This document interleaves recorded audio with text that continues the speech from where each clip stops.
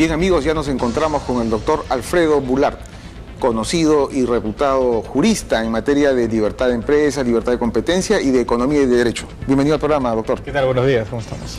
Bueno, vamos a conversar el día de hoy sobre la libertad de empresa y la libertad de competencia en el segundo bloque. ¿Usted coincide con este constitucionalista o también jurista que señala que la libertad de empresa es el núcleo central de toda la Constitución? No estoy muy seguro. Yo creo que la libertad es el núcleo de toda la Constitución. La persona es el centro, la libertad creo que es el derecho por excelencia, ¿no? El derecho que define la personalidad. Y una de las expresiones de la actividad humana es justamente la actividad económica. Y entonces la libertad de empresa es importante por eso, porque es expresión de la libertad personal, ¿no? Pero en la Constitución se habla de una economía social de mercado, ¿no? Que es más o menos la que le regula la libertad de empresa. Claro, el carácter de economía social de mercado, los textos constitucionales son textos de concertación, son textos que finalmente reflejan una transacción. Algunos querían que dijera economía de mercado, otros querían que dijera economía social. Y esa es un poco la historia viene de Alemania y la definición de la economía social de mercado. La transacción finalmente fue que dijera economía social de mercado. Eso tiene su lado positivo y su lado negativo. El lado positivo es que de alguna manera la Constitución permite satisfacer los intereses de todos, pero por otro lado hace más difícil definir el alcance del derecho o de los derechos que se ejercen en esa economía social de mercado. Algunos dirán que el libre mercado está totalmente protegido de cierto tipo de regulaciones y otros dirán no, hay una actividad para regular el Estado. Y finalmente, ¿qué es lo que termina pasando? Que es el Tribunal Constitucional el que tiene que interpretar ese límite, ¿no? Usted ha tocado un tema muy interesante. O sea, no es la empresa.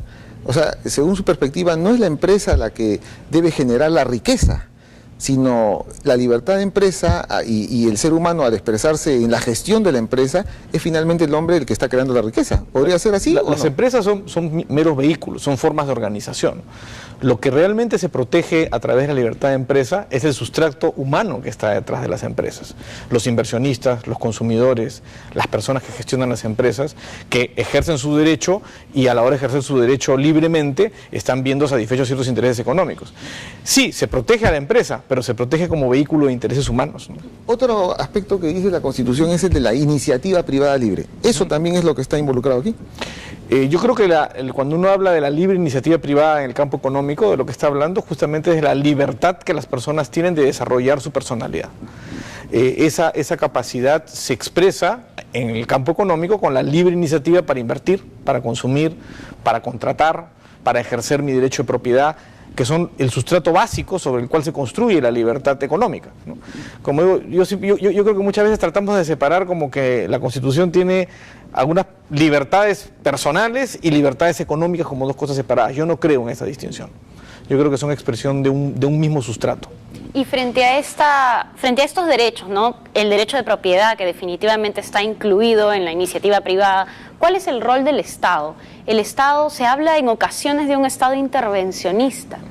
Yo creo que el rol principal del Estado es justamente proteger las instituciones que permiten que expresemos nuestra libertad. Si no hubieran reglas, la libertad no funcionaría. Requerimos ciertas reglas básicas que permitan la interacción. En todos los campos, y el campo económico no es la excepción.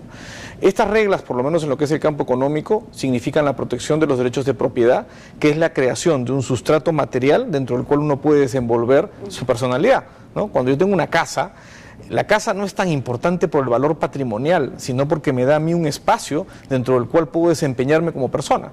Cuando yo tengo una empresa y pues, se protege la propiedad de mi empresa, lo que se protege es mi capacidad de desarrollar mi inventiva, mi creatividad, mi capacidad de innovación, mi trabajo para generar riqueza que va a beneficiar a mí y a las personas con las cuales interactúo. Entonces la propiedad es un elemento esencial que el Estado tiene que proteger por esa razón. Y la libertad de contratación. La libertad de contratación, desde el punto de vista de la libertad económica, es central. Si nosotros no podemos contratar libremente y el Estado no se encarga de hacer cumplir la palabra empeñada, entonces el sistema no funciona. Solamente a través del cumplimiento, el respeto a la propiedad, el respeto a la libertad de contratación y el cumplimiento de los contratos. Y en tercer lugar, la protección contra los daños que podemos causar, lo que los economistas llaman externalidades, la responsabilidad civil. Yo diría que esos son los elementos centrales. ahí viene el rol regulador. Yo creo que ahí hay que tener mucho cuidado sobre qué cosa es lo que el Estado hace. La regulación es buena, pero tiene que tener límites, ¿no? Y la regulación debe ser siempre vista como crear un ambiente, una atmósfera dentro de la cual esta interacción se dé de manera informada, libre, de presiones, de coacción, y que las personas puedan interactuar realmente en libertad. Yo creo que ese es el rol principal del Estado. Y retomando este último tema, las reguladoras o la regulación que hace el Estado, por ejemplo, digamos, OCIPTEL, OCITRAN, ¿no? Constituyen también límites para la propia ejercicio de la libertad, por ejemplo, de contratación, de empresa, y en fin. Yo me atrevería a decir, alguna vez le escuché decir a Harold Dempsey, un economista muy conocido que quizás algún día sea premio Nobel de Economía, está en carrera, decir que en realidad todo lo que son estas regulaciones, el derecho antimonopolio, las regulaciones sectoriales, son parte del derecho de propiedad. Es decir, la propiedad se define con sus límites respecto de los límites que el Estado define. Cuando el Estado me señala, por ejemplo, en lo que puede ocurrir en un puerto, donde hay la obligación de dar acceso a un eventual competidor para que brinde servicios en este puerto, y eso se hace a través de un regulador, lo que se está diciendo en el fondo es, tu libertad está limitada por esta regulación. Y así es como tenemos que entenderla. Y claro, cuando esta regulación desnaturaliza la propiedad, entonces ahí uno puede encontrar la respuesta de cuándo la intervención es excesiva. Claro, y ahí hay una vinculación también desde la perspectiva constitucional, ¿no? Cuando se habla de la desnaturalización de un derecho. Y el principio de proporcionalidad, que tiene que aplicarse siempre para entender hasta dónde podemos llegar, y que básicamente le corresponde al intérprete constitucional definirlo, ¿no? Pero esa es una cara de la moneda, ¿no? El Estado pone ciertos límites para garantizar la propiedad, pero que también, digamos, el juego sea limpio. Pero también existe la otra parte que vemos en el caso de los lobbies de repente, ¿no? Que la gente tiene una impresión de que el empresariado está blindado, que el Estado de repente da demasiada cabida al empresariado. ¿Por qué hay esta visión? Bueno, puede haber distintas razones y distintas explicaciones, ¿no? Yo siempre he creído que lo más importante, incluso, aunque va a sonar un poco herégico, pero incluso el propio texto constitucional es el marco institucional sobre el que el marco constitucional se aplica. Es decir, las reglas no solamente constitucionales y legales, sino la cultura de las personas, la cultura que se institucionaliza en las creencias de cuáles son los valores y principios que debemos seguir.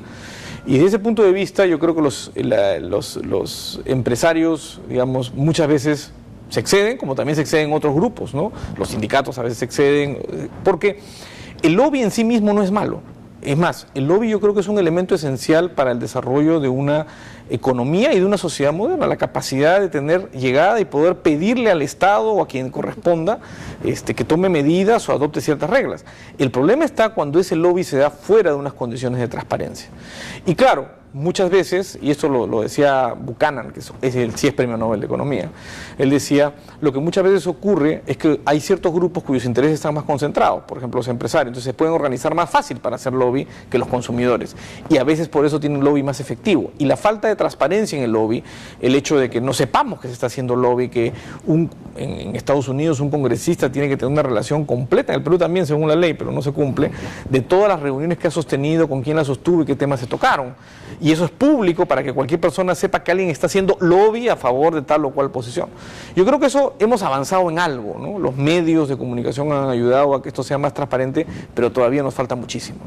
Bien, doctor, vamos a un pequeño corte y regresamos ya con la segunda parte de esta entrevista sobre la libertad de competencia.